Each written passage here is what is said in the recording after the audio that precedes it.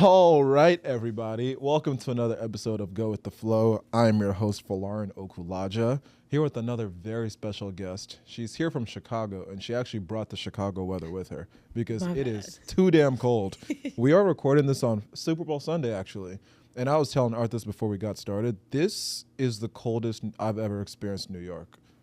But anyways, my guest today, she is a R&B singer and songwriter from Chicago, goes by the name itoldLexi. She was a member of Uniting Voices Chicago, formerly known as Chicago Children's Choir. She has performed alongside artists like Chance the Rapper, Yo-Yo Ma, and Colby Calais.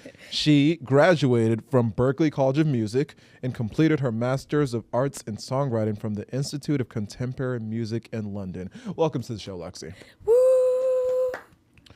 What brings you to New York? We'll start there.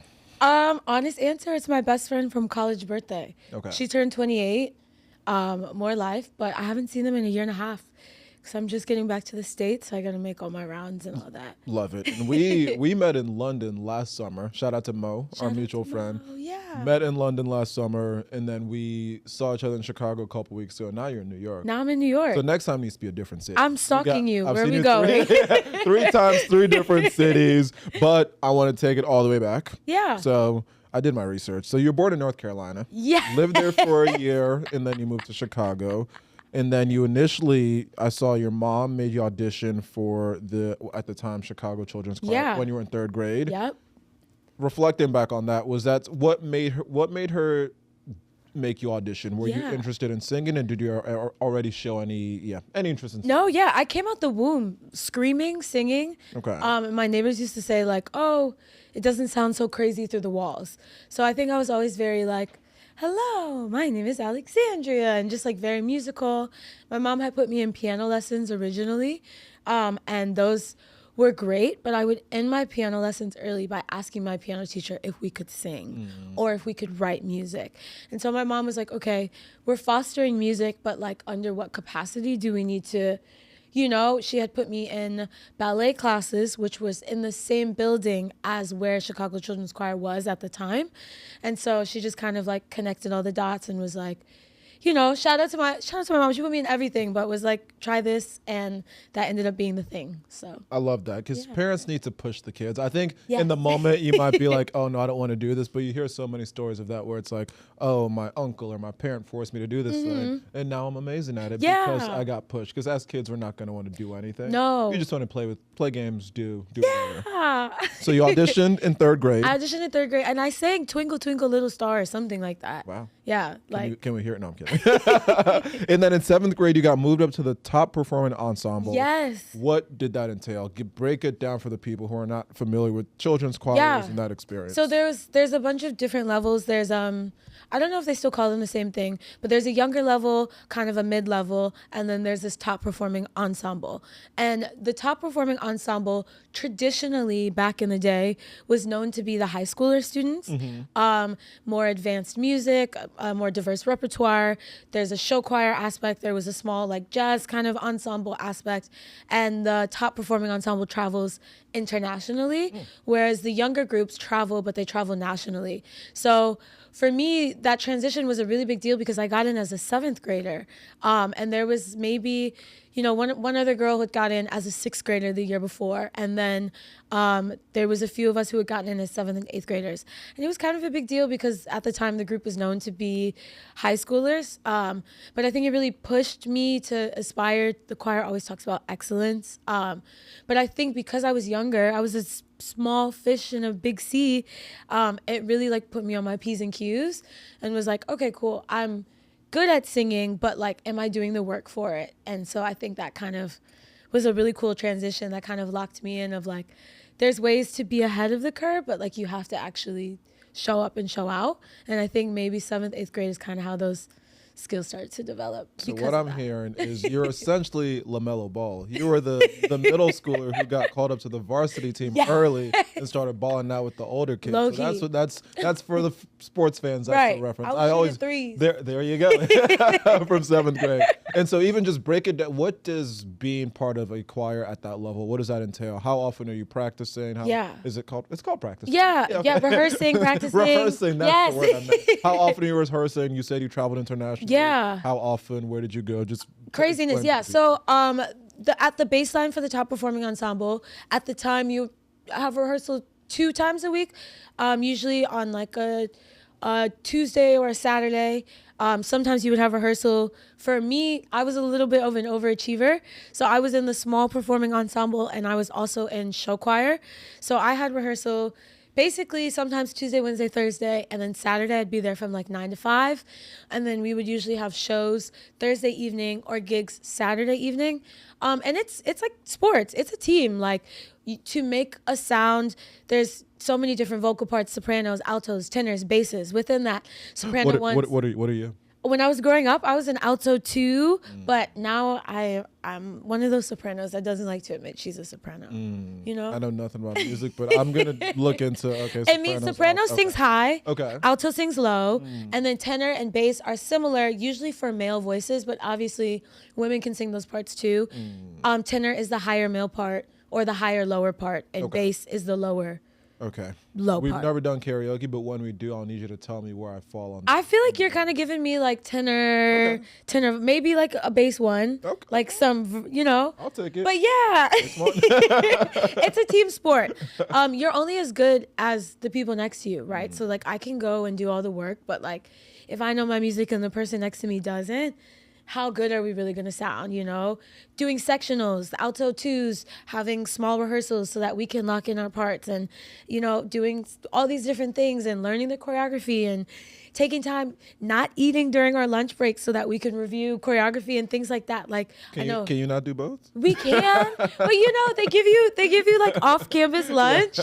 So instead of like taking the full hour, sometimes you have to have that discipline and be like, okay, I can eat in 20 minutes.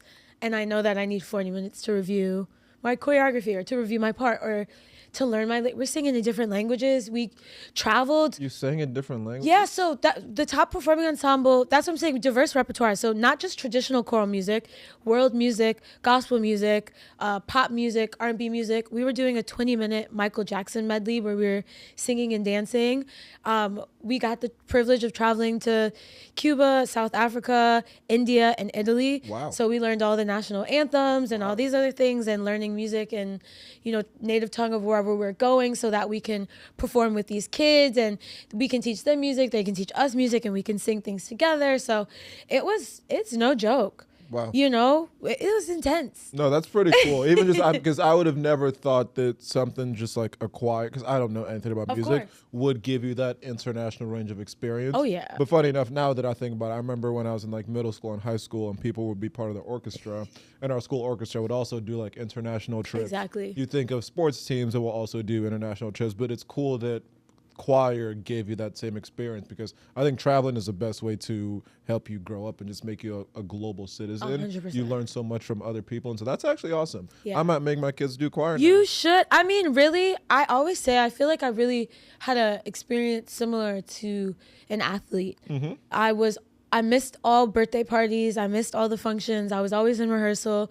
I couldn't hang out after school because I had to be at rehearsal by 5 downtown, which meant school got out at 3, taking the train or driving takes an hour, doing whatever, discipline, not just getting there at 5, but getting there for 4:40 so we can review and do all these other things and whatever. So, I really was working. We were working and gigging, and doing homework. Sometimes I wouldn't get home from concerts until like 9 or 10 p.m. And then I have 3 hours of homework and have to be at school at 7:30 in the morning. And did this level of everything that it took, did that make you love it more? Or were there ever any points where you were starting to doubt where it's like, do I love that I'm missing my friend's birthday party because I'm singing? No, I loved it. And my friends were always really understanding. My community has always been really supportive, which I'm really, really lucky for. It was never foul play because I had choir. It was always like, yeah, go do your big one. Go do your thing. And I think that made it easier for me to love. And I made some of my best friends in choir, and my friends got to see us perform and see what we do. So it never was I don't want to do this. It just actually was like, I want this to all be for me. Like, I don't want to share this.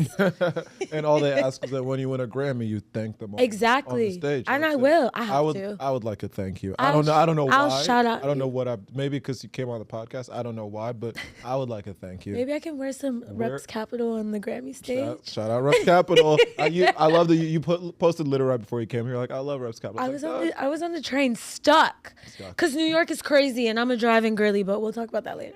We can talk about it now. Look, I don't even. So Mo, our mutual friend, he has been trying to convert me to be a Chicago lover. Yeah. For the most recent bit of time. I will say this most recent trip that we took like 3 weeks ago. Yeah. It started to convert me. Yeah. There's great people. The community is real. We're gonna do a Juneteenth pop up there. Okay. If you guys want to do a little. Should we sing? Should I sing some black songs? Do you want to sing? If you bring people, yes, sure. We're gonna need foot traffic, so we're still early in the planning, but we know for sure we will be there. I've heard Yacht Week is it? Yeah, is that during Juneteenth? Weekend. Yeah. I would like to be on a yacht. I think you should really go. In Chicago, so we're gonna be there regardless. And then I think you're not gonna want to leave. I mean, the cold this week is making it crazy. You're right. Chicago is not this cold. Chicago can get this cold. Yes. But I think Chicago is made for it. I think we're a Midwestern city that really is prepared for the cold and the snow and all weather. So I think, and we drive a lot. We drive a lot. Fair. Well, sure. Yeah. Sure. I don't miss having a car. You have to get gas. You have to do maintenance. You have to do all these other things. If you know what subway you're taking, which you didn't because you don't live here, it can actually be pretty efficient. I really tried. I believe you. You did great. You did so great. I'm not going to say how late you were. It's okay. 20 minutes, you guys. I was 20 minutes late. I just want to be honest. She said it, not me. But okay, so talk to me about some of your musical inspirations. I heard in one of your interviews that you said a lot of the initial artists you listened to were artists that your parents listened to. Yeah. So talk a little bit about that, and then when you started to develop your own taste. And then also Hilary Duff, you love her. Tell me. Oh my God, I love it. I did my research. Talk to me about the inspiration. Okay, so inspiration for music. Growing up, my parents played a lot of different music in the house. My mom, very traditional Black American woman. We listened to a lot of Diana Ross and Whitney Houston and the Supremes and Prince and Michael Jackson and all of the greats that you would think. I said Whitney. You did say yeah, Whitney. I gotta say her again. Brandy, greatest love of all. Right, Vanessa Williams. Like, we were listening to all of that. My dad is from New Orleans, so I listened to somewhat of a lot of music from there. But also, my dad loves like Paul Simon and Garfunkel and like the Police and Bob Dylan and things like that. So I feel like I had a really interesting musical upbringing, lots of like R&B, pop, gospel mixed in with like kind of folk singer-songwriter. But I think that facilitated my storytelling in my writing. I've always written music. I've always gone to the piano and sat down and write songs. I remember, like I said, being in piano lessons and ending early to write music. When I was younger, I was like 11, my grandma passed away and I'd written a song for her funeral. I remember like the line was like, I'm not so good at goodbyes, so let's just pretend we're playing hide and seek and you're so hard to find. Wow. And this is like at 11, right? And I'm like, okay, pen game going crazy. But I think it was because of the influences, and when you listen to artists like Bob Dylan and Paul Simon, the stories that they're telling, and then you listen to completely opposite end of the spectrum, Whitney Houston, Aretha Franklin, and the stories they're telling, right? Like, there's a realness to it. There's a grit. There's a vulnerability. And so I think that is what shaped my musicianship, was just being okay with being authentic and telling stories and being real to myself. Yeah. And then I think as I started writing more, my style was very singer-songwriter-y, kind of coffee shop style. But as I got into production and moved into high school and college, I kind of then, I think, shifted into this more R&B, chill vibe, smoke a joint, drive your car, have fun, good girl, naughty, but like living life type of vibe. I think that answers the question. That did answer my question. The vulnerability, we'll get into that, into that later, because I love speaking to people who do anything creative. Yeah. And what their personal journey is like with even just putting any type of content, music, podcast, whatever, Yeah, to yeah, the world. yeah. So we'll get to that later. Hillary Duff. Hillary Duff. What is it about her you love so much? Honestly, Other than what's the hey now, hey now, this is what From her movie. That's from the movie. Yeah. I'm tapped in. Honestly, I just really loved her. I don't know. It was the first like pop CD I had. I had a blue CD player that my parents used to let me keep in my room so that I could go to sleep to classical music. And I would like always go to sleep to these little CDs that were called like classical music for kids. And that was all my parents would let me listen to. And my karaoke machine, which had Destiny's Child, ooh boy, you looking like you like what she's. That was it. I don't know how Hillary Duff came into play, but my parents, it was like the first CD they bought me that like wasn't classical music for kids. And I just ran it back. I ran it back so many times. And I loved the Lizzie McGuire movies. Great movie. She just was a pop star. I loved her music. Like, it just was feel good music, and I liked that she was an actor as well. I think, I don't know, that was just my girl. I don't think there was much to it besides the fact that like she was the first artist I got to really listen to. And then my mom took me to go see like the Hannah Montana Miley Cyrus concert, and that was like my first concert. So I think my parents were just trying to figure out like what music can she listen to that isn't so grown. Yeah. That we're listening to, because I have memories being in the back of my mom's car listening to Prince, sexy motherfucker. So I think my parents were like, okay, we need to, how can we direct her? But yeah, shout out to the pop girlies from And the isn't early she having 2000s. a bit of a resurgence, Hillary Duff? She is. She is. I don't know what's going on. I haven't really tapped in yet, but I do love her. This can you guess for me? It's a hard question, but my first physical CD that I ever bought, what artist? Oh gosh. It's such a hard question. This is Hence, they're also Disney related. okay. Wait. If I give the next hint, would give it away. The next hint would give it away. Would give it away. They're from New Jersey. I'll just say that. I don't even. Was it like Corbin Bleu or something? No, but no, it was the Jonas Brothers. Love them down. The first two physical albums I ever bought were a little bit longer, and Lines, Vines, and Trying Times. Which one has much better? Ooh, ooh, I wanna fight with. Is that a? I don't even know. I don't know. I don't even know. There's like the three of them. One has the guitar and they're like, it's the white background. Oh, white background. That's Lines, Vines, and Trying Times. Okay. That has Fly With Me. Yep. And so I saw them in concert in November. Yeah. That was one of the most special concerts that I've ever been to. Because they played songs from way back. When they played Burning Up. That was it. That was like, in a place 10-year-old me was like crying on the inside, screaming, yelling on the outside. It was fantastic. But there is something about that association because they caught me at the perfect time. It was that era of the High School Musical, Camp Rock. Exactly. Just Disney was in its peak back then. And where is that now? But I always think to myself, the kids today, they might fuck with it as much as we fucked with it in our time. I don't know. Maybe, there's no kids in my life, so I don't know. I can't ask, but there's no kids music though. I would assume so. Like Disney Channel still exists. I assume there's still Disney originals, although they're doing Camp Rock 3. You think there's still Disney originals? I would think so. I don't think so. What is Disney making? Do you not remember their commercials where they all used to do like the cover version?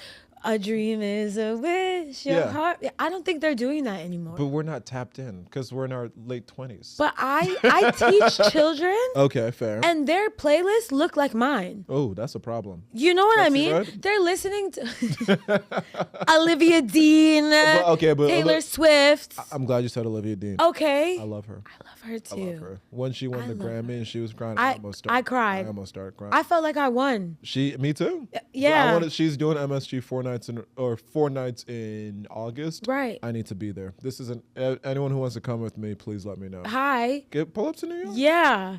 Like, don't take anyone else. Okay. The offer is no longer on the table. No longer on the table. Will you actually come? Yes. Okay, we'll chat. Okay, I'm obsessed with her. Like, I'll buy my ticket to come to New York now. We'll figure out the concert tickets later. Yes. Okay. Yeah.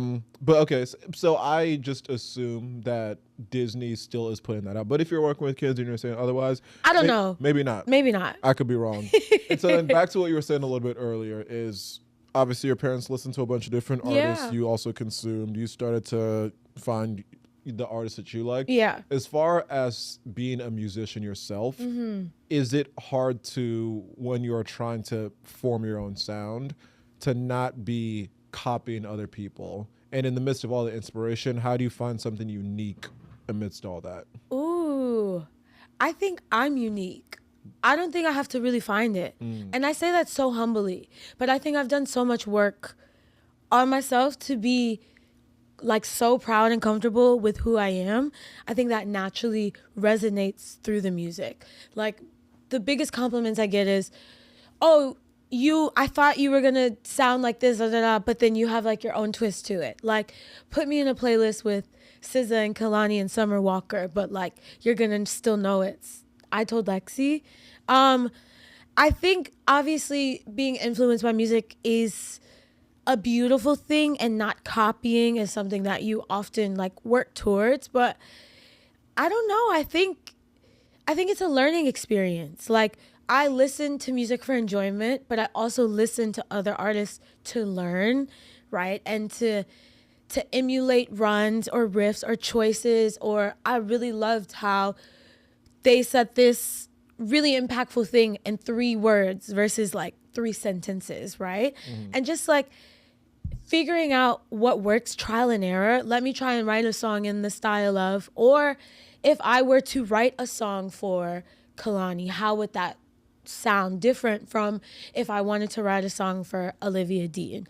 And just like constantly putting myself in these situations to better myself and do the research, I think naturally then helps me become authentic, because it's like, I know that Chris Brown, I hate that example. I'm so sorry. But his writer is incredible. I feel like we forget. It's fine, right? Yeah. Well, I'm not, but something he does in his hooks is this da da da da da da da da. So it's like this punchy moment.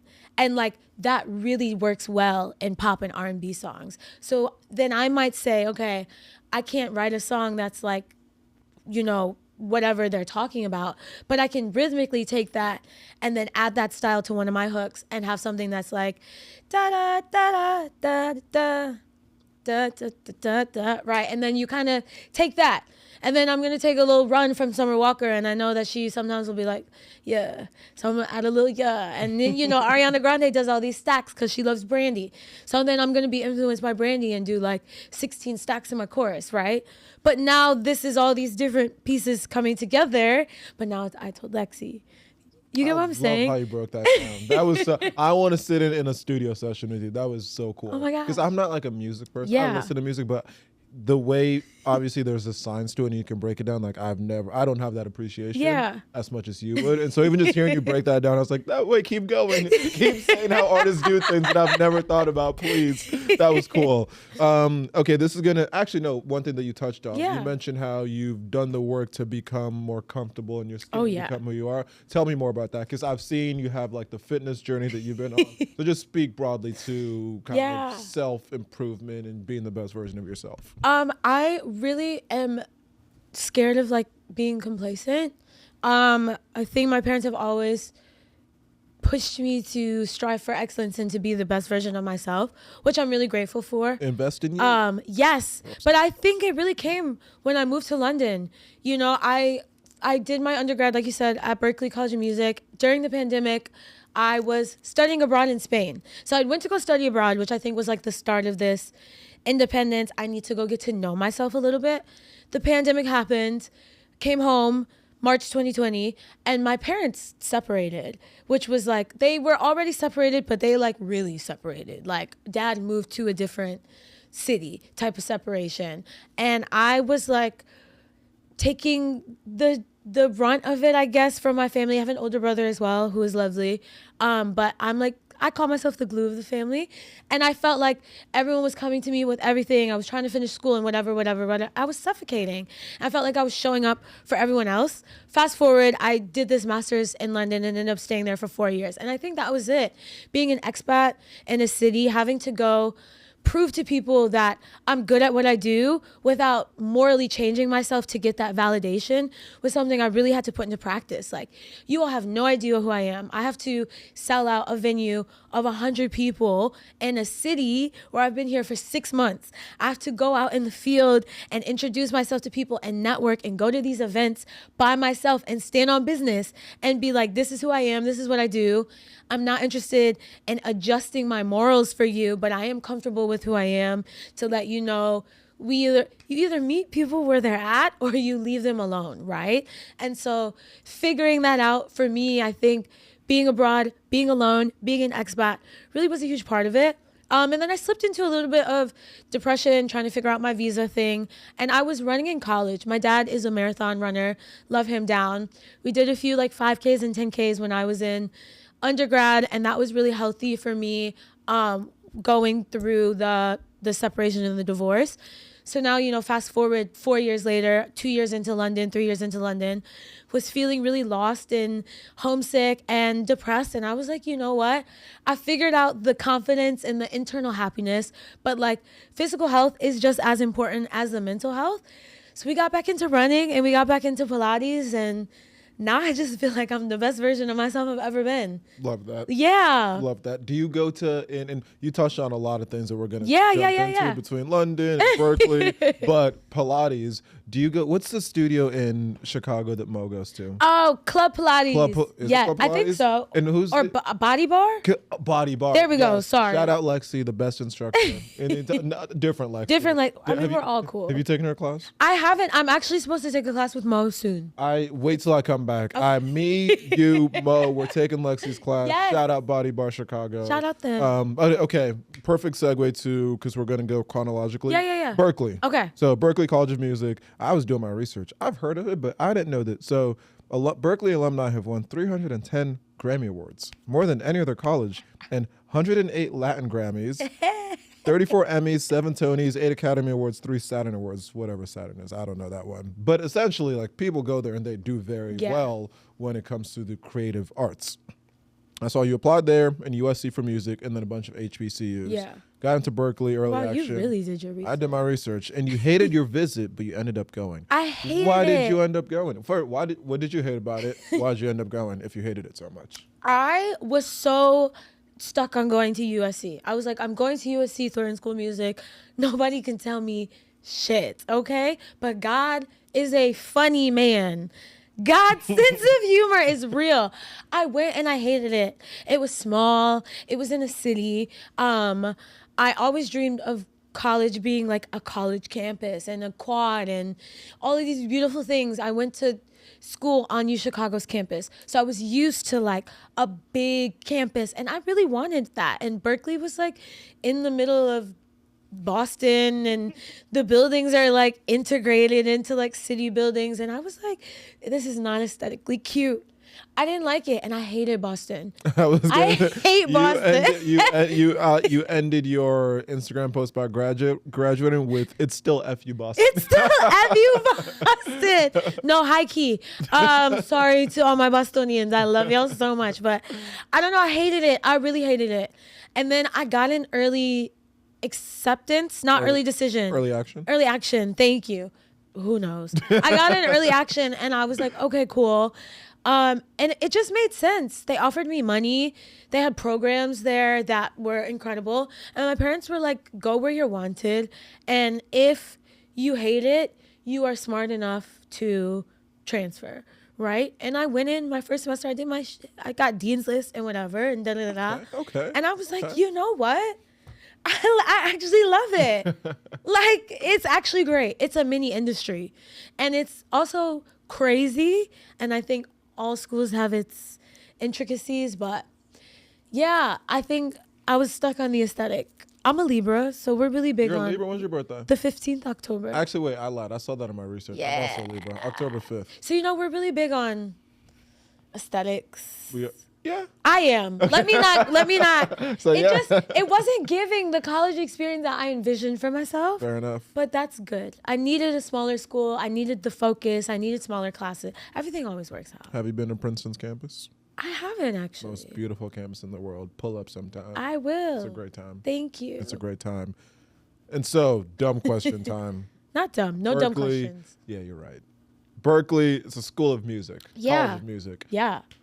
What does the actual curriculum look like? Do you do like chemistry and shit? No. And writing, or like what classes do you have to take? So we take music classes and then we take like our academic classes. So I was taking anything from jazz harmony, tonal, classic harmony, so theory, written classes, had to transcribe music, learning how to write sheet music. You take performance classes, dance classes, acting classes. I took history, Africana studies, like European history, music classes, things like that. And then after kind of your first 2 years, once you kind of pick your major, then it gets more intense. So if you are a, composition and production major, obviously your classes are going to be more production, more studio based.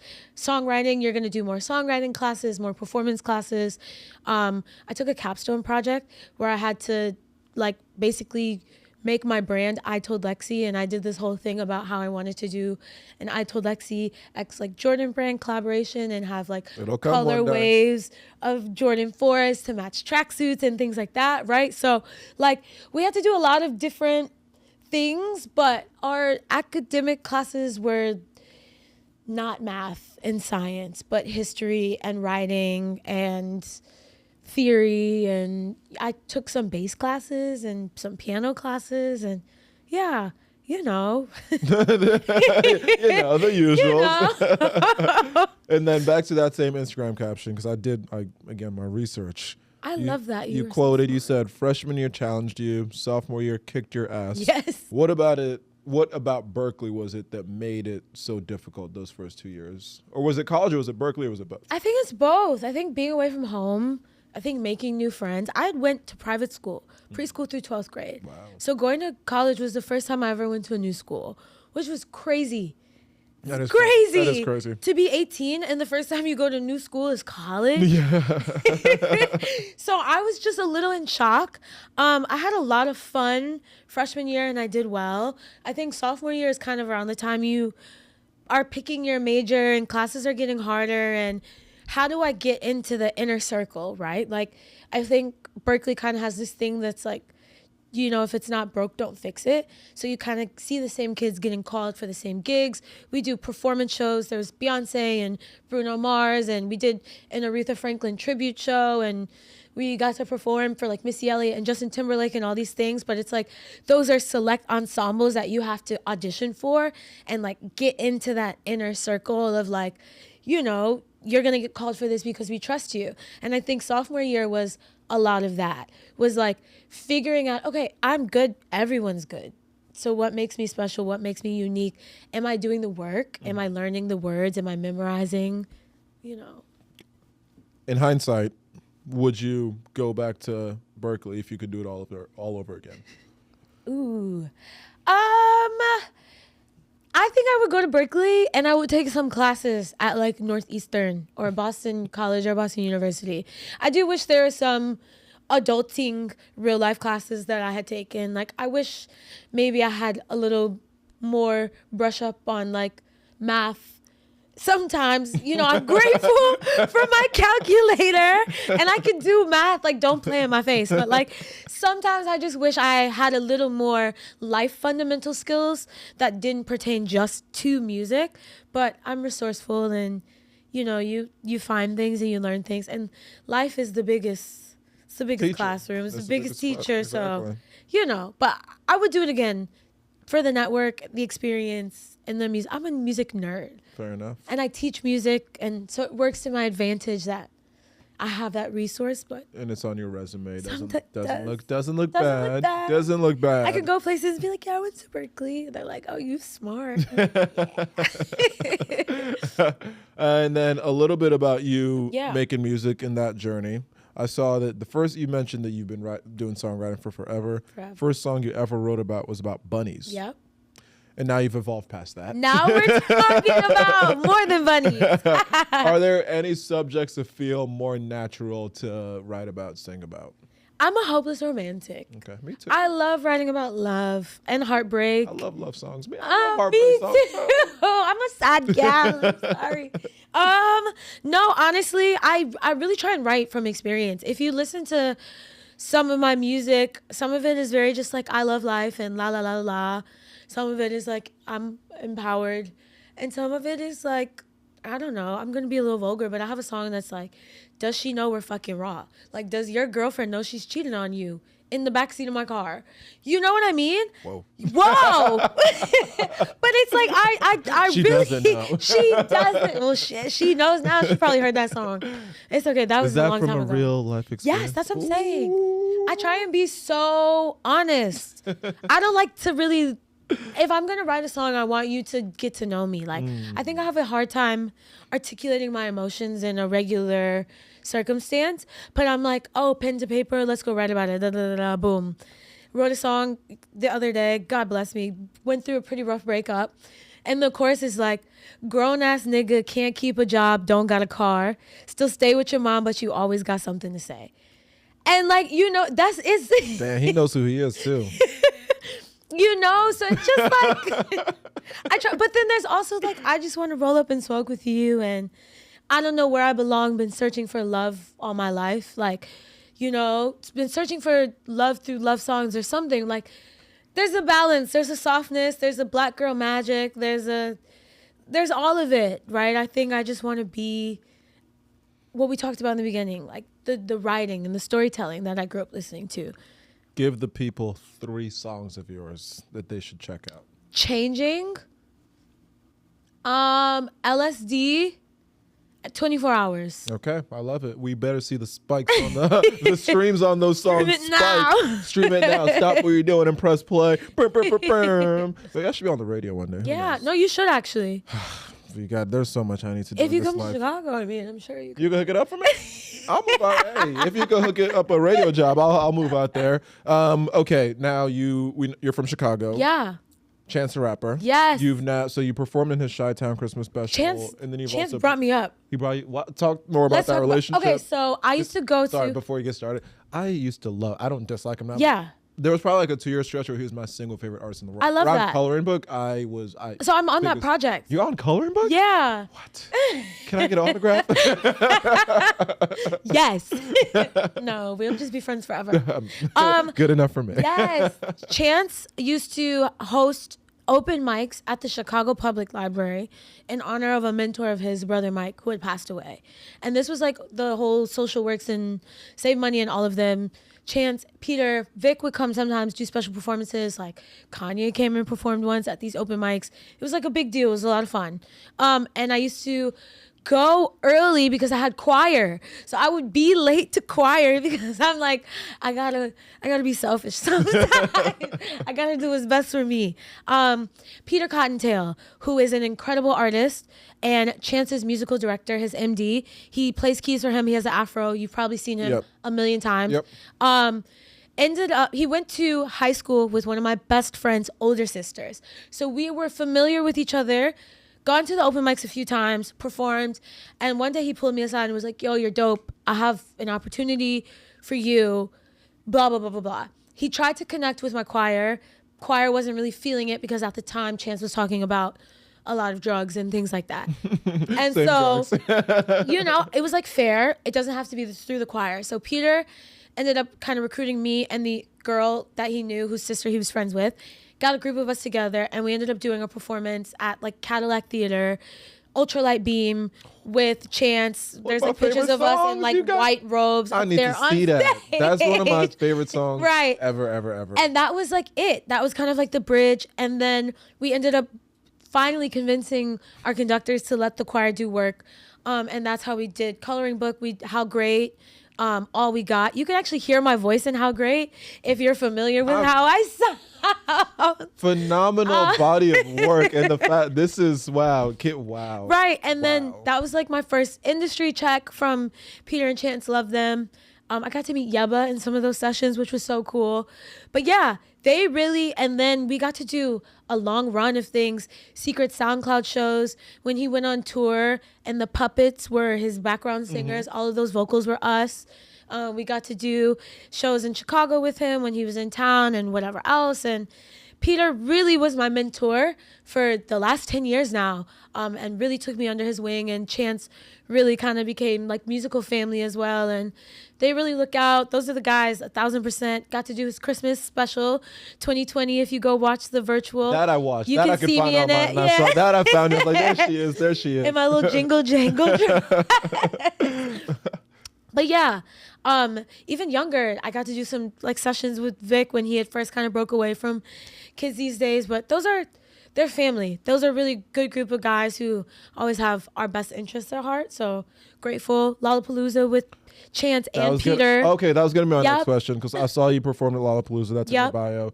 What was that experience? So cool. With Chance, he had background singers for a majority of his set, and then we kind of came out as like the choir for like the last 3 songs on I think the Bud Light stage, which was huge and crazy and absolutely incredible. And I was like, I want this for myself.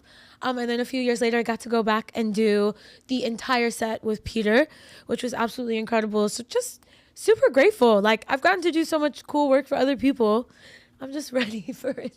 Your own break, and it's gonna come, and it's gonna come. That's awesome. It sounds and feels like the Chicago music scene is very supportive and close, which is pretty cool. I had a couple more songs or questions for you. We got to wrap it up shortly. Sorry about that again. It's okay. It's okay, because I do want to talk about the process as an artist and someone being creative and putting your work out into the world. Talk to me about what that journey was like for you. Yeah. Were you always someone who just felt comfortable putting stuff out there? Were you initially like worried about judgment, whatever it might be? Just talk to me about how that process has been for you. There's videos of me on YouTube forcing my friends to dance and do choreography.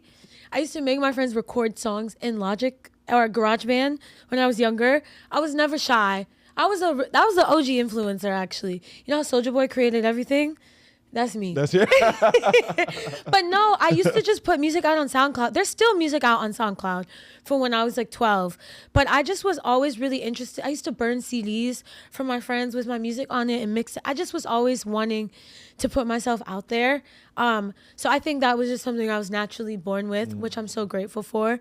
And Chicago was really heavy in SoundCloud. The underground SoundCloud scene in Chicago was a really big deal. So I was like, if the rappers are doing it, you know, we were cool with the Lyrical Lemonade guys growing up, Elliot, and, you know, if they're doing it and putting their artists on here, so can we. And then when I got to college, I started working with someone who was like, let's actually put it on DSPs, which are iTunes and Spotify and all of that. And so that transition didn't feel crazy because it's something that I was kind of accustomed to doing. It was just how to formalize it, I think, was the biggest transition. Like, you know, actually uploading things and taking 6 weeks to have a plan to pitch yourself and to get articles written up, and all the logistics was new, but the act of putting myself out there was... So it came pretty natural to you. And then as far as, so you've been doing live performances for forever since you've been in the choir. Yes. But when you had to be the solo act out there, was that a natural transition? Oh, yeah. Okay. And my mom's a politician, so used to have me perform at fundraisers growing up as a kid. We used to go on cruises, and I would take the mic, and I would perform for the people. I've never been shy. Shame has never followed me. Love that. Yeah, so I think just really easy, outgoing. I love being in the spotlight, but in a humble way. Love that. I mean, as you should. Yeah. You're talented. You should want to put your art into the world. And I guess just the last question for you. And someone actually asked you this question on another interview I was listening to. They're like, in 5 years, like, where do you want to be? It's a hard question. I think 5 years is a long time to plan out. Yeah. But when you, at the end of this year, when you reflect on 2026, what will you have done that you'll be like, okay, this was a successful year that will help me build into where I'm going? Yeah, that's a great question. Thank you. If my guests don't say that at least once an episode, I'm like, fuck. It's time for me to release music consistently. I took a break last year. I want to put out another project, and I would love to do like a small local like Midwest tour or something, or open for bigger artists on their tours. I think I've done a lot of the background work, and now I just have to platform myself to like introduce me to the world. So, you know, I don't have to be an overnight sensation. I would love to win a Grammy, but it doesn't have to be next year.